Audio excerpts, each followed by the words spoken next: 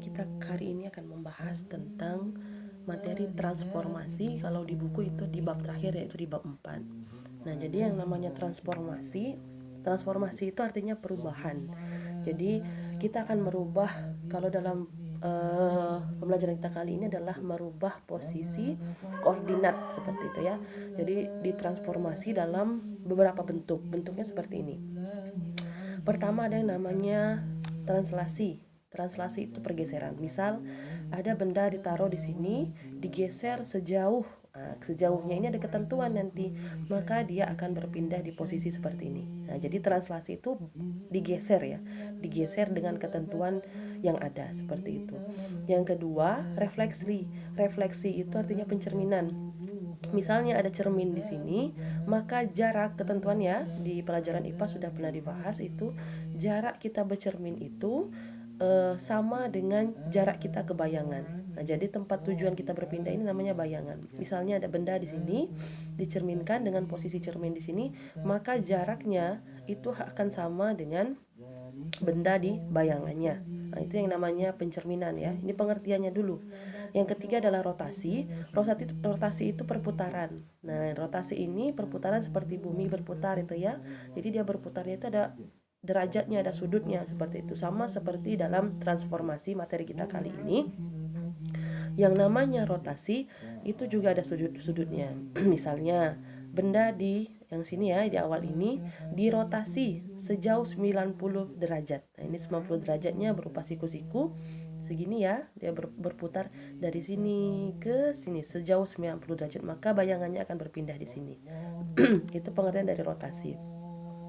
Kemudian keempat adalah dilatasi. Dilatasi ini perkalian. Misalnya bendanya di sini. Nah, didilatasikan sebanyak berapa kali seperti itu. Maka dia harus punya sudut pusat. Sudut pusat acuannya berapa jarak dilatasi ini akan dilakukan. Misal, Taza punya sudut awalnya, sudut pusatnya di sini. Jarak sudut pusat dengan benda itu satu tanda panah ini ya. Nah, dia didilatasikan sebanyak 3 kali. Maka jaraknya ini diperbanyak sebanyak 3 kali. 1, 2, 3. Maka benda ini akan berpindah ke sini bayangannya. Nah, itu kira-kira ya permisalannya untuk translasi, refleksi, rotasi, dan dilatasi. Maka kita pertama akan membahas tentang translasi. Translasi atau pergeseran. Nah, ini dalam matematikanya. Bayangan titik A dengan koordinat X, Y pada translasi A, B. Nah, AB-nya ini sebenarnya posisi X dan Y juga, cuman membedakan X, Y dengan titik soal pada titik translasinya. Jadi caranya adalah bayangannya itu akan berpindah sejauh X-nya ditambah A, Y-nya ditambah B. Tapi kalau dia ditranslasikan 2 kali, nah misalnya ditranslasikan AB, kemudian dengan CD lagi, maka titik bayangannya berubah menjadi X ditambah A ditambah C ini ya. X yang awal ditambah A ditambah C, koma yang Y-nya ditambah B ditambah D. Contohnya seperti ini. Tentukan bayangan titik A min 1,2 pada translasi yang A ditentukan translasinya sejauh 2, min 2, 2 dengan min 2 ya. Yang ke B-nya itu 2 kali, 2 min 2, setelah itu ditranslasikan lagi dengan min 4, min 1. Nah, cara menuliskannya seperti ini. Ini titik awal, A min 1,2. Ditranslasikan. Nah, bilangan translasinya itu tulis di atas tanda panah. Maka nilai A aksen itu artinya bayangan ya. Di IPA juga sudah dibahas. Kalau bayangan itu biasanya ditambah aksen di atasnya seperti ini. Nah, X awalnya tadi min 1 ditambah 2. Ini ya, min 1 tambah 2. Y-nya 2 ditambah min 2. Ini Y-nya 2 ditambah min 2. Maka titik translasinya akan bergeser menjadi min 1 tambah 2 itu adalah 1. 2 ditambah min 2 itu adalah 0. 1,0. Nah, dalam posisi koordinatnya min 1A-nya di sini awalnya dia bergeser sejauh 2, min 2 menjadi 1,0. Ke sini dia bergeser. Jadi maksudnya 2 min 2 itu dari titik ini dia bergeser positif 2 ya. Positif itu kan ke kanan kalau X. Positif 2 ke kanan, min 2 Y-nya berarti min itu kalau Y dia ke bawah. 2 ke samping, min 2 ke bawah. Nah, di sini posisi A aksennya. Nah, sekarang kalau dia 2 kali. Setelah dia di sini, Ini ya, karena sama ya 2 min 2. Kemudian ditranslasikan menjadi min 4 dengan min 1 lagi. Nah untuk angkanya kita jumlahkan semua. Min 1 ditambah 2 ditambah min 4. Y-nya 2 ditambah min 2 ditambah min 1. Nah di sini tulisnya. Y-nya di sini, X-nya di awal. Sama seperti menuliskan koordinat. Sekarang kita jumlahkan min 1 tambah 2 itu 1, 1 ditambah min 4 itu nilainya min 3. Nah yang Y-nya 2 ditambah min 2, 0, 0 ditambah min 1 tetap min 1. Maka dia akan bergeser menjadi min 3, min 1. Di sini min 3, min 1. Ini bayangan kedua ya, makanya aksennya ada 2. Sekarang kita cek. Min 2, 2 min 2 tadi kan posisinya di sini ya. Nah, ditranslasikan lagi sejauh min 4, min 1. X-nya min 4 itu berarti dia bergerak ke kiri sejauh 4 kali, 4 kotak. Ini ya, 1, 2, 3, 4. Nah, kemudian min 1 Y-nya berarti dia 1 ke bawah. Dari sini 1 ke bawah turun. Nah, di sini bayangannya. Maka dia ditranslasikan 2 ke samping, 2 ke bawah, 4 ke kiri, 1 ke bawah. Nah, ini posisi bayangannya kalau dalam bentuk koordinat. Tapi dalam penghitungannya tinggal kita jumlahkan saja. Itu untuk translasi. Kemudian ada refleksi. Refleksi ini ada 6 macam refleksinya. Yang pertama kalau ada titik, nah direfleksikan dengan sumbu Y. Ingat ya, refleksi tadi dicerminkan. Jadi sumbu X itu, di sumbu X itu kan yang tegak ini ya. Sumbu X ini yang tegak. Maka cerminnya nanti atau refleksinya itu adalah X-nya tetap, Y-nya berubah jadi min Y. Jadi misalnya min 1,2. Nah, direfleksikan, ditulis di atasnya refleksi sumbu X ya. Sumbu X di atasnya ini otomatis dia nanti Taza tahu bahwa ini adalah refleksi. Jadi beda-beda nanti rumusnya. Nah, jadi titik bayangannya nanti jadi min 1, min 2 karena dia bayangannya tuh ketentuannya X, min Y. X-nya min 1 tetap min 1. Y-nya 2 berubah jadi min Y, jadi tambah min 2. Kita lihat posisinya.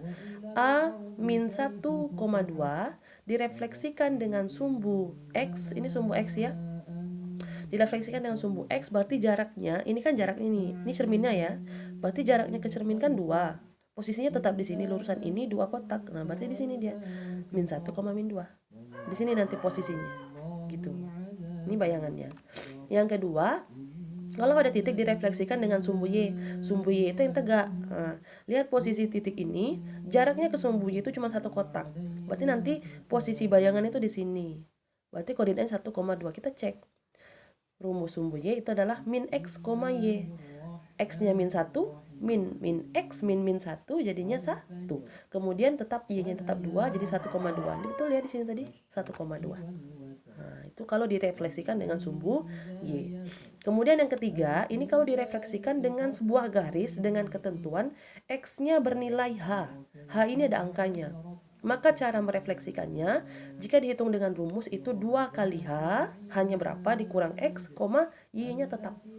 Sekarang kita lihat posisi X sama dengan H. Di sini contohnya titik tadi direfleksikan dengan X sama dengan 1. X sama dengan 1 tuh coba lihat di sumbu X yang nilainya 1 positif. Itu di sini ya. Nah, tarik garis lurus. Nah, X sama dengan 1. Sekarang kita lihat posisinya. Titik A ini jaraknya dengan titik X1, X sama dengan 1 ini yang garis merah ya. Ini 2 kotak. Berarti nanti dia akan dicerminkan sejauh 2 kotak juga di sama. Nah, kalau kita lihat di sini koordinatnya adalah 3,2. Sekarang kita cek. Betul ya 3,2 bayangannya. Nah, cara menghitungnya 2 kali H. X-nya 1 berarti 2 kali 1 hanya bernilai 1 dikurang X dikurang X. X-nya adalah min 1 dikurang min 1. Ini jadi plus 2 kali 1 2. Min ketemu min jadi plus 2 tambah 1 3. Y-nya tetap 2 3,2. Betul ya di sini 3,2. Yang keempat kalau Y sama dengan H. Jadi cara menaruh garisnya nanti cari di sumbu Y yang bernilai angkanya. Kalau di sini Taza buat Y-nya sama dengan 1, berarti cari di sumbu Y yang nilainya 1. Sini. Nah, tarik garis lurus ke samping, melintang seperti ini ya. Ini garis Y sama dengan 1 namanya. Kalau Y sama dengan 2 berarti di atasnya. Kalau Y sama dengan min 2 berarti cari min 2, tarik garis lurus melintang seperti ini. Baru kita lihat posisi titiknya. Dengan Y sama dengan 1 tadi, jarak titik ke garis itu 1 kotak. Berarti nanti kita cerminkan 1 kotak ke bawah. Posisinya di sini, min 1,0. Kita cek. pakai rumus X, X-nya tetap berarti ya nilainya. Nah, Y-nya berubah menjadi 2H min Y. Hanya tadi 1. Jadi 2 kali 1 dikurang 2. Nilai Y-nya 2. 2 kali 1 2, 2 kurang 2 hasilnya 0. X-nya tetap min 1. Jadi min 1,0 posisinya betul ya sini. Min 1,0. Karena jaraknya sama dengan garis Y.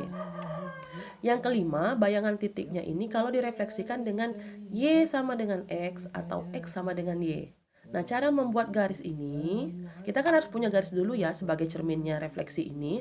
Nah, caranya, kalau X sama dengan Y itu berarti X dan Y-nya nilainya sama. Kalau X-nya 0, Y-nya 0. X-nya 1, Y-nya 1. X-nya 2, Y-nya 2. Nah, titik-titik ini dihubungkan menjadi garis. Nah, posisinya seperti ini dia. Jadi seperti kayak diagonal gitu ya. Diagonal, dia miring. Nah, inilah untuk garis X sama dengan Y. Nah, posisinya ini selalu sama ya. X sama dengan Y ini posisinya selalu seperti ini. Nah, sekarang kita tinggal mencerminkan titik ini terhadap garis yang miring yang biru ini. Nah, kita lihat posisinya, ambil diagonalnya itu jaraknya adalah sekitar 2 kotak ya, 1,5 kotak lah ya, 1,5 kotak. Berarti ini setengahnya, satunya di sini.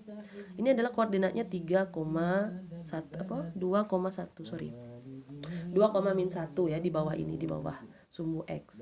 Sekarang kita cek untuk refleksi ini, kita tinggal merubah posisinya. Kalau dia X, Y, maka bayangannya nanti Y, X. Nah, kalau di sini X, Y-nya min 1,2 direfleksikan dengan X sama dengan Y, maka posisinya berubah. Y-nya jadi X, X-nya jadi Y. Ini min satunya di sini, 2,-1, betul ya, 2,-1. Itu refleksi terhadap X sama dengan Y. Dan terakhir, kalau dia direfleksikan dengan Y sama dengan min X, atau X-nya sama dengan min Y. Ingat posisi gradien negatif itu selalu ke arah kiri seperti ini. Maka Y sama dengan min X atau X sama dengan min Y ini posisinya berlawanan arah dengan yang X sama dengan Y. Kalau dia positif dia ke kanan, kalau dia negatif langsung ambil ke kiri, tegak lurus terhadap garis yang tadi. Atau kalau misalnya dibuat dalam titik koordinat itu dia min 1,1, min 2,2 seperti itu. Titiknya dihubungkan. Nah, dan ini garisnya selalu sama, pencerminan dengan X sama dengan min Y itu selalu seperti ini posisinya. Walaupun dia Y sama dengan min X juga seperti ini posisinya. Sekarang kita lihat titik A. Jaraknya itu cuma setengah diagonal ini kotak ya. Jadi dia nanti dicerminkan tetap setengah lagi. Nah, posisinya ini adalah min 2,1 di sini titiknya. Min 2,1. Sekarang kita lihat. Untuk rumus refleksi Y sama dengan min X atau X sama dengan min Y, itu posisinya berubah menjadi min Y, min X. Kalau tadi Y, X saja positif, kalau yang ini negatif. Sekarang kita lihat min Y, Y-nya 2 dirubah menjadi min di posisi X. Kemudian min X, X-nya min 1, hilang minnya jadi min 2,1. Betul ya di sini tadi ya, min 2,1, jaraknya setengah terhadap garis. Ini untuk refleksi ada 6 bentuk. Nah, selanjutnya rotasi. Rotasi ini ada 3 bentuk. Ingat ya, rotasi tadi adalah perputaran. Misalnya ada titik A, X, Y dirotasikan sejauh negatif. Nah, jadi kalau dalam rotasi itu kita harus hafal posisi perputaran. Jadi ini kan yang di sini nilai X positif dan Y positif itu dia adalah kuadran 1. Kuadran 2-nya di mana? Kuadran 2-nya ke kiri. Nah, artinya arah perputaran itu dia ke kiri bernilai positif. Nah, gitu. Berlawanan dengan arah jarum jam ini positif. Kalau dia berotasi sejauh negatif 90 derajat, berarti dia berlawanan dengan searah dengan jarum jam. Karena dia bernilai positif kalau dia berlawanan arah jarum jam. Kalau dia searah berarti dia bernilai negatif. Karena lihat posisi kuadran. Kuadran 1, 2-nya tuh di sini bukan ke bawah. Berarti dia mengikuti arah kuadran. Ke sini dia positif, positif, positif. Tapi kalau misalnya dari A sejauh negatif 90, negatif itu berarti dia searah jarum jam. Nah, putarkan sejauh 90 derajat. Posisinya itu dia harus membentuk sudut siku-siku. Misalnya titik ini, dia harus punya sudut pusat juga ya. Jadi pusatnya ini 0,0. Jadi tarik garis ke sini. Nah, kira-kira ini kan lihat ya posisi 0,6 ini, dia 2 ke atas, 1 ke kiri. Ya. Berarti tarik garisnya ke sini. Nah, bentuk sudut 90 derajat ke sini. 90 derajat itu ini ya, ini 90 derajat. Maka dia akan berpindah ke sini. Jaraknya itu harus sama. Jadi yang namanya transformasi itu selalu punya jarak yang sama dalam Tadi refleksi dengan rotasi. Kalau tuh translasi itu kan pergeseran ya, tergantung dengan ketentuan pergeserannya. Nah, untuk rotasi negatif 90 derajat ini, maka posisinya itu berubah menjadi Y, min X. Kalau tadi dia X, Y, berubah jadi Y, min X. Misalnya seperti ini. Dia titiknya min 1,2. Dirotasikan sejauh negatif 90 derajat, maka berubah menjadi bayangannya itu adalah Y. Y-nya 2. Taruh 2 di X-nya ini. Kemudian min X. X-nya min 1. Min ketemu min jadi plus 1. Ini posisinya 2,1 di sini. Inilah rotasi untuk negatif 90. Nah, kalau dia positif 90, maka dia harus berlawanan dengan arah jarum jam. Nah, tarik lagi garis seperti ini. Dia harus membentuk sudut siku-siku. Di titik yang biru nih ya, sudut siku-siku. Maka untuk titiknya itu dia jadi min Y, X. Nah, min Y, X. Y-nya tadi 2 jadi min 2. X-nya min 1 tetap min 1. Min 2, min 1. Betul ya, ini membentuk sudut 90 derajat. Dan yang terakhir, kalau dia dirotasikan sejauh 180 derajat. 180 derajat itu kan dia membentuk garis lurus. Nah, tinggal kita buat garis lurus saja. Ini sejauh 2 kotak dan 1 ke samping ya, 2 ke atas 1 ke samping. Maka yang bayangannya nanti juga harus 1 ke samping dan 2 ke bawah. Dia membentuk garis lurus. Silakan ditarik garis lurus. Ini yang warna hijau. Posisinya ada di 1, min 2. Sekarang kita cek untuk rumus.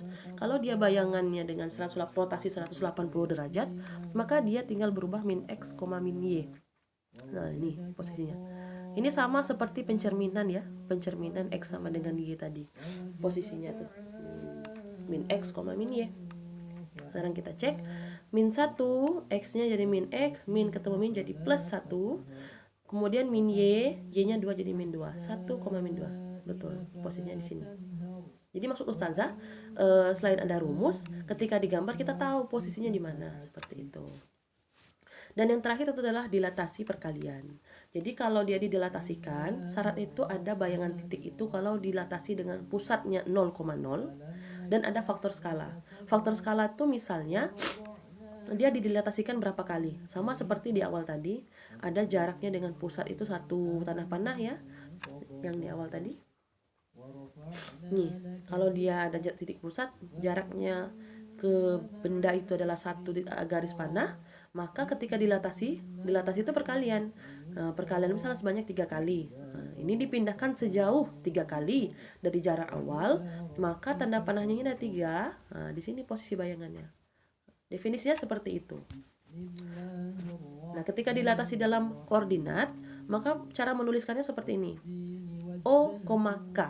O itu adalah titik pusatnya 0,0, K itu adalah dilatasinya sejauh berapa kali.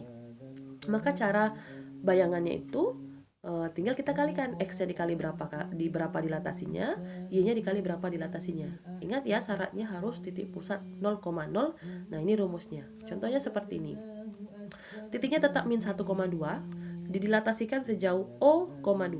Ini O ya, bukan 0. O itu artinya titik pusat 0,0 sebenarnya seperti itu.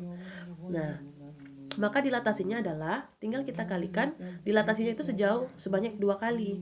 Berarti min 1-nya dikali 2, 2-nya juga dikali 2 nih. Min 1 kali 2, Y-nya 2 dikali 2 gitu.